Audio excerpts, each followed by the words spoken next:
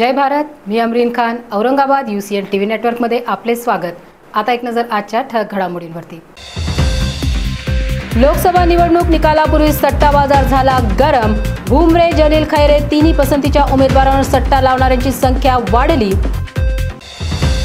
12वीच्या निकालाची तारीख झाली जाहीर। विद्यार्थ्यांसह पालकांची वाढली धाकधूक।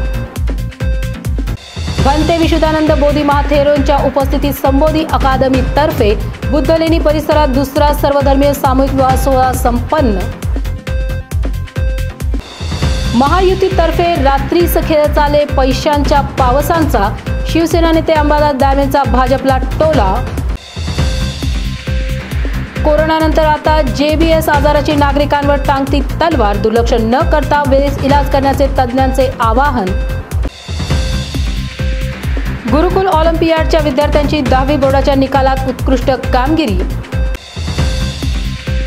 मराठा समाजाला ओबीसीतून आरक्षण व सगळे सोयऱ्यांच्या अंमलबजावणीकरिता हा लढा सुरू असल्याचे जरांगे पाटलांनी पत्रकार परिषदेत केले स्पष्ट। 2.25 लाखांच्या हरवलेल्या बॅगेचा वेदांतनगर पोलिसांनी 2 ते 3 तासातच लावला शोध। वैजापुरातील कुख्यात गुंडाला हर्सुल कारागृहात 1 वर्षासाठी केले स्थानबद्ध।